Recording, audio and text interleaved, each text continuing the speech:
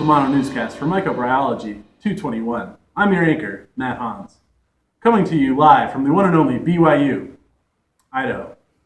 In today's newscast, we'll be calling an in-depth look at a disease that has plagued over 90% of Americans for the last several years. Today we'll be covering etiology, reservoir, signs and symptoms, transmission, treatment and prevention, plus additional info. Next, we'll be going to Tyrell Sainsbury to have an in-depth look at etiology. Tyrell. Thanks, Matt. I am Tyrell. And Matt, that's a good looking mustache you got going on, but someday. So for more on the etiology of this disease, we have to talk about the morphology. And the morphology covers whether or not the disease is enveloped or non-enveloped. And for the Epstein-Barr virus, and more specifically infectious mononucleosis or the kissing disease, we find that the virus is enveloped, which means that it has an envelope that goes around it. We first have to understand that the Epstein-Barr virus is part of the herpes family. It's also known as human herpes 4, is one of its more common names. And the Epstein-Barr virus is known for many diseases and can cause many. And like Matt said, 90% of the American population has Epstein-Barr virus, or EBV. Knowing that it affects 90% of the American population, we need to understand what it looks like and how it works in the body. So let's go to the morphology. Here we have a diagram of what the virus looks like. On the inside, we have the DNA. It's this coily structure right here. And then we got the capsid, which is the protective layer that goes around the DNA to make sure that nothing happens to the DNA. And then outside of that, we have the envelope. And this is what makes this virus different from non-enveloped viruses. And then on that envelope, we find these protein structures, and they're actually called spikes. And these spikes are what help to get this virus into other cells.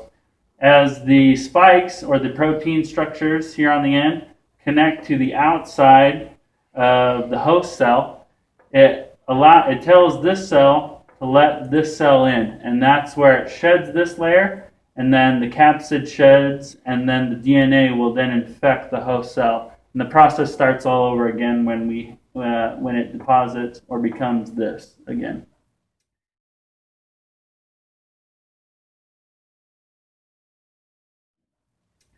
Now, that's about the envelope part. The DNA, so there's two different kinds of virus, and they can either have a DNA structure on the inside or an RNA structure. And the Epstein-Barr virus, and more specifically again, the infectious mononucleosis, has a DNA structure on the inside.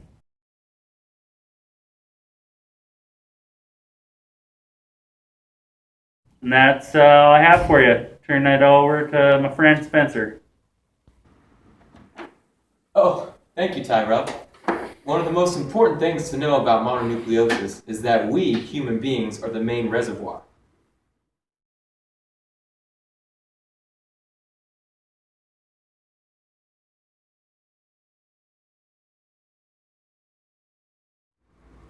And especially our body fluids serve as a reservoir. Oftentimes, healthy individuals can carry this virus without even knowing it. And that's because patients carry it in their saliva for the rest of their lives. Back to you, Matt, for signs and symptoms. We're going to be talking about signs and symptoms today. Now, there's a difference between signs and symptoms. Let's go over that before we begin. A sign is an objective evidence of disease. It is something that can be seen. You can see the signs in a patient, either by eye or with medical equipment or labs. Polyuria, polydipsia, and polyphagia are signs of diabetes. A symptom is subjective evidence of disease. It is a feeling people other than the patient cannot see or feel. For example, a headache is a symptom. Chest pain could also be a symptom. When coming down with mononucleosis, there are many symptoms that one might find themselves having when they are getting sick with this disease. They include, but are not limited to, fever, sore throat, swollen lymph glands in the neck and armpits, headache, fatigue, muscle weakness, swollen tonsils, and night sweats. Now, let's go to Spencer for a testimonial on the signs and symptoms that he experienced when he was sick with mono. Thanks, Matt. You know, before I grew my mustache, I used to kiss a lot of girls. And I was infected with mononucleosis. The symptoms I mainly felt was constant fatigue, swollen glands, and the main thing I really noticed was that the fatigue really got in the way of my normal behavior, such as school and friends and homework. Thank you, Spencer, for that heartfelt testimonial about mononucleosis. Now, let's cover some of the signs that one may have with mononucleosis. These include but are not limited to pharyngitis, petechiae, palatal enanthem, cervical lymphadenopathy, gray and white exudate, and a high fever. Now, let's hear another testimonial from Spencer. What did he do when he started experiencing some of the symptoms of mononucleosis? Because of that fatigue, I thought I better see my doctor. And when I did, he told me that I had mononucleosis. I thought, I'll never be one of those people, but I was. I tested positive. It happened to me. It can happen to you. Thank you, Spencer. Now, one thing I haven't told you yet is that I myself experienced mononucleosis. Now, when I experienced it, I had many symptoms and signs very similar to Spencer's. One of the prominent ones that he didn't quite experience was the white exudate forming on my tonsils, like in this picture.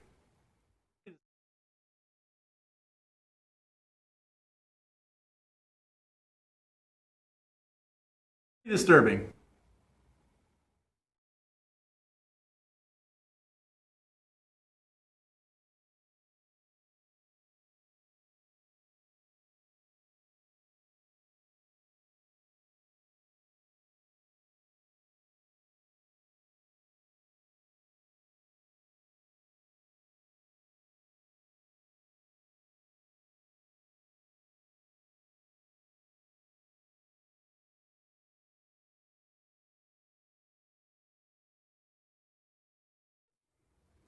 Now that we've heard about signs and symptoms and a testimonial from our very own Spencer, it's time that we go back to Tyrell for the transmissions of this disease. Thank you, Matt, and thank you, Spencer, for that testimonial. I feel you. Let's go to the transmission of this disease. We all know that the kissing disease probably has to do with kissing. And so, if you want to avoid getting this disease, no kissing. But with this kind of mustache, I don't have to worry about that. And my wife doesn't even kiss me, so that sucks. But so transmission, not just kissing, but sharing drinks is not very good for you. Anything that has to do with transmission of saliva will usually mean that you'll get the Epstein-Barr virus, and if you're really unlucky, mononucleosis. Other forms of transmission that are not likely and are not the primary mode of transmission include, but are not limited to, blood transfusion, sexual contact, and organ transplants.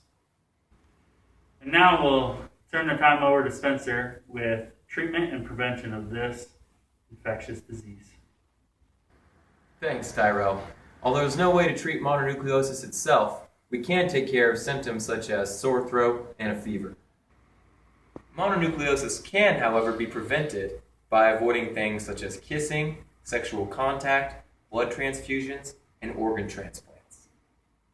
Since mono is most common in populations living in close proximity, college students need to be especially careful that their activities prevent them from getting this dreadful disease. Thank you, Spencer. Now for some additional information about the Epstein-Barr virus, mononucleosis. Once infected, the person that carries the virus carries it for the rest of their life. Periodically, the virus can reactivate, during which time the patient is again infectious, but usually without any symptoms or illness. 4 to 6 weeks after coming in contact with EBV, the symptoms are manifest. Tyrell, what is some additional information that we can see or hear about with mononucleosis? Okay. If you have any of the symptoms or signs that we've talked about today, there are certain things that you can do. One is that you can go into the hospital and they can do a mono spot test, which means that they take some blood and they look for EBV antibodies. And that's one way that they can tell if you have mono or not. But there is a caution. Sometimes these tests turn out to be a false negative, which means that you do actually have the virus, but the test shows that you don't. Other things that you can do is to take over-the-counter medicines like Tylenol and Advil for the swollen lymph nodes. And this virus usually peaks between the ages of 15 and 17. Tragically, in 2004, the World Health Organization reported that 78 people died of mononucleosis, and the United States was not spared either, with 13 deaths. Back to you, Matt. Thank you, Spencer. Now, in today's segment, we learned a great many things about mononucleosis. One, it is derived from the Epstein-Barr virus. The reservoir for this disease, mononucleosis, is humans, more specifically our saliva. Many of the signs and symptoms include a sore throat, fatigue, headache, fever, swollen glands, swollen tonsils, sore throat. The transmission of the disease is usually through direct oral contact or kissing. Treatment and prevention of this disease. There is actually no prevention for mononucleosis except for refraining from kissing one who has it. The way that we can control the symptoms, however, include lessening the fever, the sore throat, headaches, or any of those other symptoms that are mild.